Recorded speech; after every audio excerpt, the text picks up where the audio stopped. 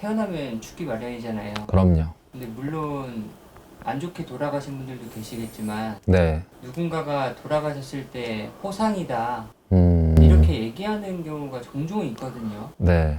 근데 사실 저는 그 이야기를 들으면서 음. 이 호상의 기준을 잡기가 굉장히 어렵더라고요. 그렇죠. 그래서 이제 호상의 기준은 어떻게 될까? 요즘에 이제 저도 자기 전에 네. 유튜브를 좀 많이 보는 편이거든요. 근데 그 호상이라는 이야기를 하시니까 떠올랐던 게 요즘에는 96세에 돌아가셔야 호상이라고 이야기가 나오시더라고요. 네.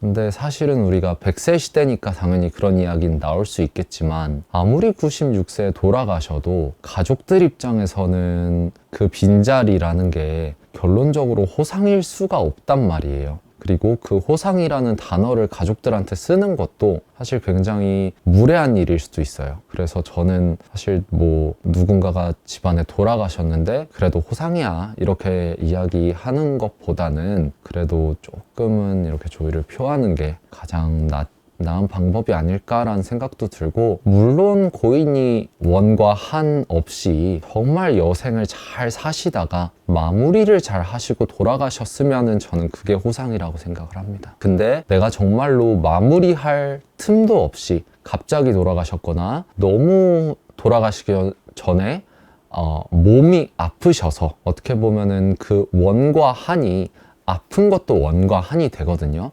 그래서 그렇게 아프시면서 돌아가셨으면은 그거는 크게 호상이라고는 할 수가 없을 것 같습니다. 김수미 씨 같은 경우에는 이제 많은 분들에게 좀 웃음과 그쵸.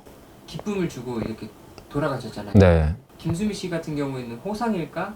라는 생각도 들기도 하더라고요. 근데 그게요, 이게 많은 사람들에게 영감을 주고 웃음을 주고 살아갈 희망을 주셨다고 해서 가족들 입장인 거잖아요. 사실 호상이라는 거는 가족들 입장에선 절대 호상이 아닐 거예요. 너무나 갑작스러운 죽음일 거고 그거를 받아들이기까지가 참 힘들 것 같아요. 저는 사실 죽음에 대한 것들을 어렸을 때부터 굉장히 많이 접해오면서 참 가까이에서 많이 느껴왔거든요. 어릴 때 이제 어머니가 돌아가시면서 사람들이 그 전까지는 이런 이야기를 제가 해도 되는지 잘 모르겠어요. 근데 그 전까지는 이제 뭐 하나님이 도와주실 거야, 뭐 누가 도와주실 거야 이렇게 이야기를 하시다가 또 막상 가시고 나니까 너무 예뻐하셔서 데리고 가신 거야 라고 이야기를 했을 때 저는 그때 중학생인 입장에서 그 당시에 너무 화가 났었던 게 기억이 나요. 근데 이제 그런 부분에 있어서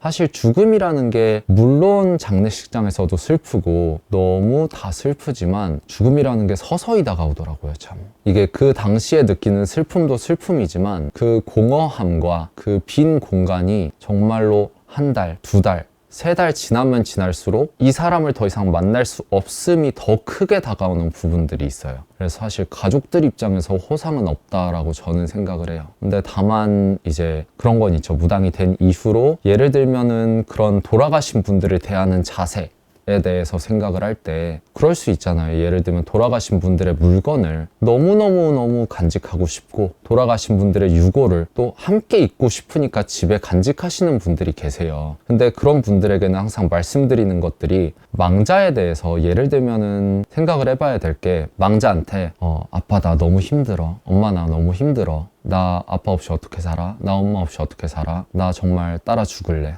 뭐 예를 들면은 그런 이야기를 계속 되뇌어서 한다든지 그렇게 되면 망자가 마음이 사실 어떠시겠어요. 그렇게 되면은 망자 또한 제대로 못 가시는 부분이 있고 그래서 계속 자손에게 오셔서 아이고 내 새끼 힘들지 라고 만지시는 순간 그 사람의 운이 계속 안 좋아집니다. 그렇기 때문에 이런 것들의 반복이 되면은 참 사람 마음도 피폐해질 뿐더러 삶이 피폐해지는 경우들도 있거든요. 그래서 저는 어느 정도 슬퍼할 기간을 갖는 거는 너무 중요하지만 연애도 마찬가지고 죽음도 마찬가지고 사람을 놔줘야 될 때를 알고 놔줄 필요가 있다라고 생각을 합니다. 그래서 호상에 대해서 이야기를 해봤을 때 어찌됐든 저는 그 사람을 기리는 것, 예를 들면 고 김수미 선생님께서는 너무 많은 분들에게 웃음과 또 감동을 주고 가셨다는 거에 대해서 참 감사하다고 생각을 해야 되는 마음이지, 뭐 그분이